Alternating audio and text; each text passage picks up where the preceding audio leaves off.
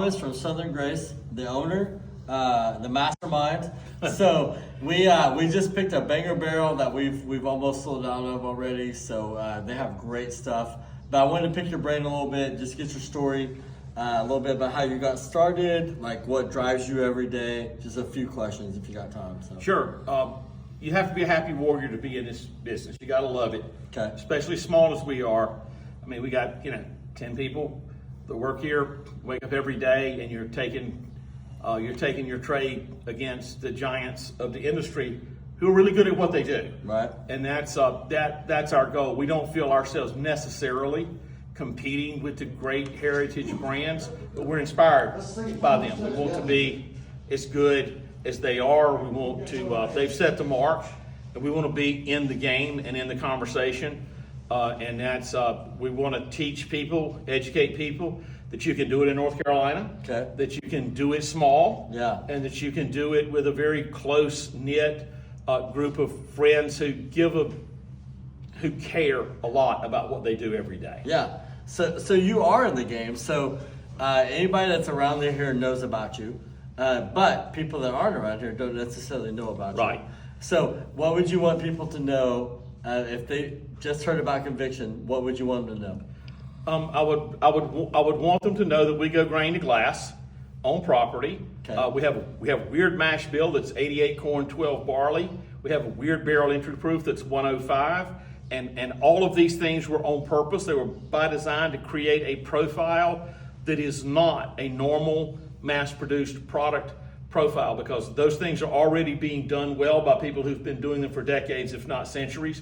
We needed to be different. We wanted to be different. And my experience as a bartender kind of led me to what our product in the glass is. We talk about being grain to glass, but in reality, the philosophy of this company was glass back to grain, because it's what's in the glass that matters. If it tastes good, then everything else was worth it. Yeah. And there are a lot of just mental notes that I had from being a bartender for years that led me to the point that this, and the other thing will reach that part of the market and of a flavor profile that aren't like these other great brands that I don't need to try to replicate. I need to be just different enough for people who like what we are to like what we are, and that's what we do and why we do it this way. Okay. I do want to repeat that it's glass, the glass back to the grain. So Yes, sir. That's interesting to me. Like we all love what tastes good, right? Right. And so how do you work backwards? You have double oak that's a signature for you. You have single barrels that are signatures for you. Like how do you work backwards, and what's coming up that we can look forward to? As far as the bar patron goes, we wanted a profile that was good neat, that was good with an ice cube in it, and that's good in a spirit forward cocktail. At our normal barrel out proof, that's where we are. You could take a 105, a 106 proof bourbon, make a whiskey sour with it, still taste the bourbon you paid for. Yeah. You do that with an 80 proof bourbon, you taste a lot of lemon and sugar. Okay. Manhattan's the same way. I'm a cocktail guy. I'm a spirit forward classic cocktail guy, and I wanted a whiskey line. And I say I'm a very small part of a group of people that do work that I no longer want to work hard enough to do. But what we've got coming that's of interest, we're moving our upper age statement to 8. Okay. We're taking our 7-year and kind of splitting that off. The high proof 7s are going to either be single barrel picks or mature to 8. And we're going to take the 7s that are lower proof, cut them just a little bit, and do a 7-year bonded in probably 6, 7, 8 barrel batches twice a year. Okay. Everything else is going to stay the same. We're going to continue with our double oak, our core product, our single barrel Conviction that I'm so proud of. It's good every day. It's good all the time.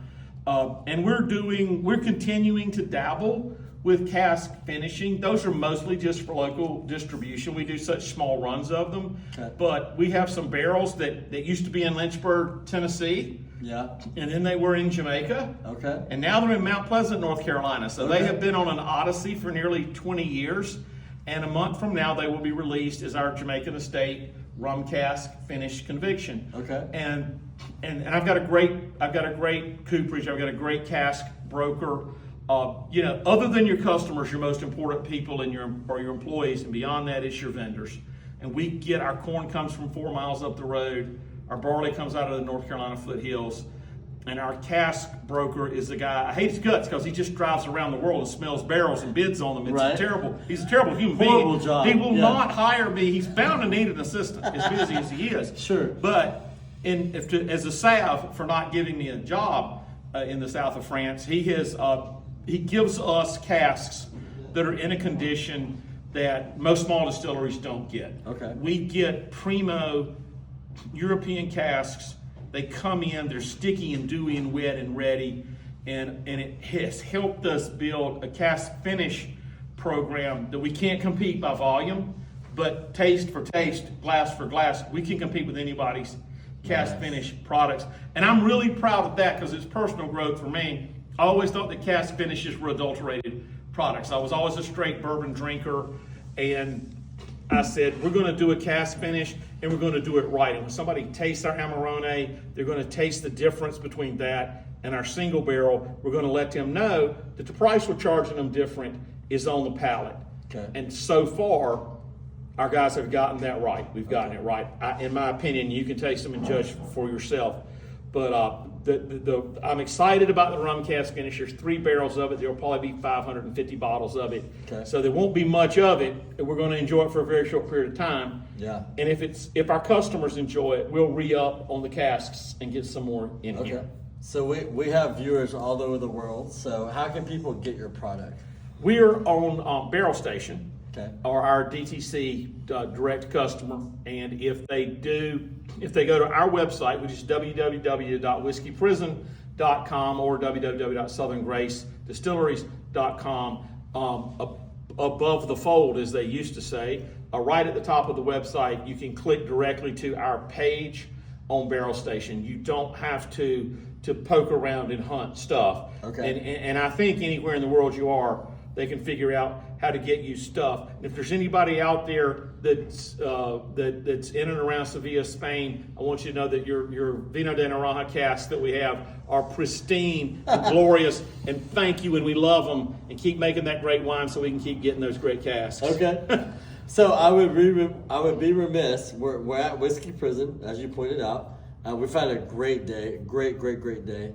We picked a barrel, we sold almost all of it. But as we're walking around, we get to tour. We're in the barrel house right now. But you have a hot box out here, and that has a special barrel that goes into it each year, correct? So tell us a little bit about that. We've got a hot box. It's kind of like the hole or the box that you see in the old 20s and 30s prison movies. And we put a lot of casks in there at once, a lot of bourbon barrels, and have aged out bourbon, and every few months we roll some back in. It's sort of a finishing high heat, low ventilation treatment, creates a unique profile. We're getting ready to load some more in, and we're going to load some in that are 2, and some that are 3, and some that are 4. So we'll continue to have those available. But it's a unique aging space in that it's a vastly increased temperature variance. Okay. If it's 90 degrees outside, it'll be 115 or 120 degrees in there. Okay. But in the wintertime, when it's, we're in the whiskey belt for weather. We have the same basic weather here that they have in Louisville, Lexington, and Bardstown. It's been great. I wish we were smart enough to have figured that out first. Right. We moved in here and then checked. But, better lucky than smart always. Right. But we knew we were trading off ventilation, but we thought it was worth the risk to shoot for the ultra temperature variance. Okay. So we get those really scalding hot days in the summertime, and then when it gets cool, it stays cool. Just the temperature outside doesn't really fluctuate in there. So we're looking at days and days and days of 40 or 45 degrees internal temperature, and then weeks of 90, 100, 110. Okay. So we've kind of traded the temperature variance for the ventilation. It changed the profile a little bit, cooked a lot of the alcohol out. It brings it down to about 99 or 100. Okay. And so the 106, 107 we normally run, but that's a good fit for some customers who aren't trying to drink 110 proof whiskey. We've got the 98, the 99, Yeah. and it's got a following. And when we release the hot box, people show up and buy a case, Yeah. so they'll have it until the next one Okay. comes out. So that space is interesting, and it has proven to be a really experimental space for us because of the trade-off that we make. And and I don't know that this applies to anybody else's work, but we've sort of learned what it does to our booze and our barrels, Right. and that's we're gonna keep doing it. Okay. So a variation of products, everything I've had here. I've been here twice now. It's been amazing. So you guys are awesome people. Definitely go check out Southern Grace Distilleries. Go see how you can buy their stuff online. Support them any way you can, because such great people, such great product. Our barrel's almost sold out, but there's a little bit left. So go check that out. Any final words on what you would want people to know about your product? About the product is try it. If you don't like it, by all means, drink something else. Spend your money wisely. Spend it on what you enjoy. But if you try it, I think you'll like it. We just want to be, best bourbon in the world is a silly thing to say. There's hundreds of good bourbons. We want to be one that people think is a good bourbon. Sure. And something else that I would say is the online community is saving our industry. Okay. It's that influencers, people who have, as a matter of hobby, sophisticated their palate and contribute in this way, and the people who support them online are saving small distilleries. They're saving the craft distilled spirits industry. And as all of this mimetic coverage is bombarding us about the downturn in our industry, people who love it and love what we do and what other people do are saving the industry. You're the tip of the spear of the market for us and for other distilleries. And you hold us accountable in a way, because if you taste one and you don't like it, we get told that. Right. And that is vital feedback from people who have trained and sophisticated their palates to where their opinion is relevant to the work we do. Everybody's got an opinion, but an educated opinion matters. And people who do YouTube videos, who are in the influencer community and who support them, you're propping up the industry while everybody else is running around pouting about the industry. And I can't tell you how much we appreciate that for somebody who cares enough to do what all of you guys do, and others as well. Sure, yeah. It matters, and keep doing it. And if you drink our stuff and you don't like it, send me an email and we'll figure it out. Okay. So do your job, buy a bottle, provide feedback.